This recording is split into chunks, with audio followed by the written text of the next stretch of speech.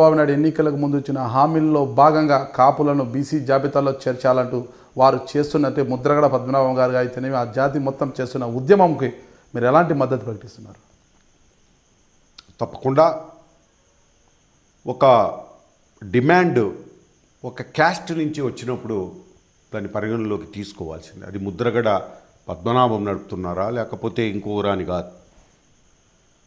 ఈరోజు పటేల్స్ అని గుజరాత్లో ఒక పెద్ద మూమెంట్ తీసుకొచ్చారు. పిల్లవాడు అయినప్పటికీ కూడా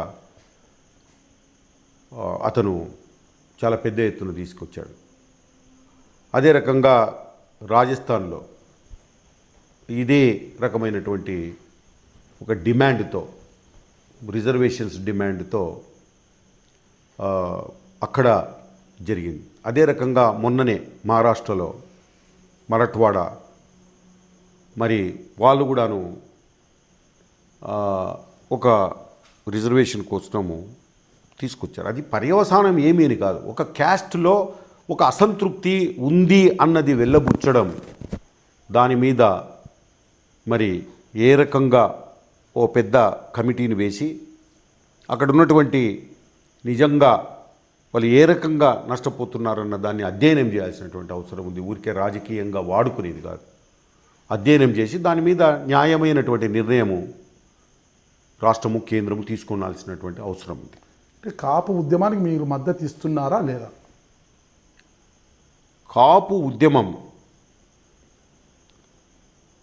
అది పక్కదోవ పట్టకుండా, అది రాజకీయ కోణముతో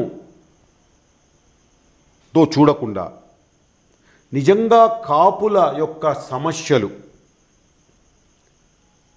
ముఖ్యంగా కాపులలో ఎన్నో క్యాస్ట్లు ఉన్నాయి, ఎన్నో సబ్ క్యాస్ట్లు ఉన్నాయి.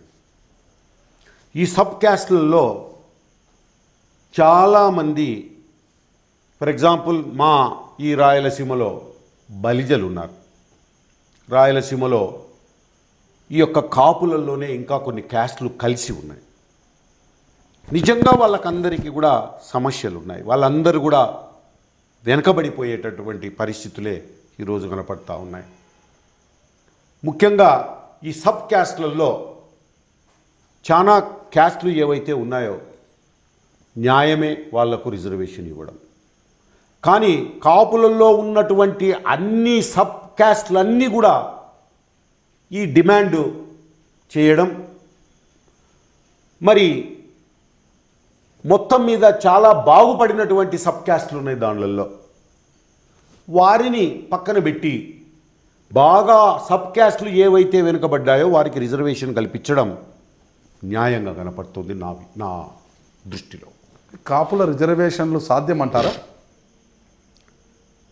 ఏం పెద్ద పని బ్రదర్ అనుకుంటే, అంటే వాల్మీకులు ఉన్నారు మా జిల్లాలో కానీ మా ఇక్కడ ఒక అంశం తీసుకుంటే రాజ్యాంగం ప్రకారము రిజర్వేషన్లు 50% దాటకూడదు. అంటే ఇప్పటికీ 25% బీసీలు, 25% ఎస్సీ ఎస్టీలుగా విభజించారు. అంటే రాజ్యాంగ సవరణ చేసిన పక్షంలోనే కాపులను బీసీ జాబితాలో చేర్చే అవకాశం ఉంటుంది. అంటే రాజ్యాంగ సవరణ చేయడం సాధ్యమంటారా? మరి రాజ్యాంగ సవరణ ఏమి పెద్ద పనేముంది? అంటే కేంద్రం చూపాలి కదా. కేంద్రం రాజ్యాంగ సవరణ చూడండి, చంద్రబాబు నాయుడు ఇప్పుడు చక్రం తిప్పుతున్నాడు. అక్కడ మోడీ గారితో బ్రహ్మాండమైనటువంటి ఒక ర్యాపో ఉంది. అది కాకుండా మళ్ళా మన వెంకయ్య నాయుడు గారు కూడా ఉన్నారు మధ్యన. ఈరోజు మరి ఇంతకంటే మంచి ఛాన్స్ రాదు. వాళ్ళని ఒప్పించాలి. వాళ్ళని ఒప్పించినప్పుడు ఏదైనా సాధ్యమే.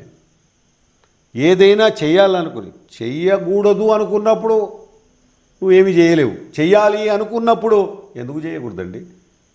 మీరు ప్రెషర్ పెట్టలేరా? మీరు ఏదైనా మొన్న బెదిరిస్తారు కదా, మీరు మొన్న పోయి బెదిరించారు సెంట్రల్ గవర్నమెంట్, మేము బాగా కోపంతో ఉన్నాము, మాకు కోపం వచ్చింది, మాకు కండ్లు ఎర్ర చేస్తున్నాం, మేము ఆగ్రహంతో ఉన్నాము అని అంటారు. మీరు ఆ మాటలు కొన్ని ఇడిచింటే ఇది కూడా సాధ్యమేనేమో. మీరు రాయలసీమ పరిరక్షణ సమితి పేరుతో ప్రజల్లోకి వెళ్తున్నా అంటే మీ మీద భయంతోనే, మీరంటే భయంతోనే చాలామంది ప్రజలు మీతో కలిసి రావడం లేదని అనుకుంటున్నారు. ఇది ఎంతవరకు కరెక్ట్ అంటారు? ఏం భయం అబ్బా? భయం ఏమనుకుంటుంది ఈ కాలాలలో? భయంతో రాజకీయం చేసే కాలం కాదు ఇది. ఇదంతా కూడా ఒక వాదం, ఒక దీంట్లో వెళ్ళాలి. ఎందుకు రావడం లేదు అని అంటే నేనేం చెప్తుంది దానికి?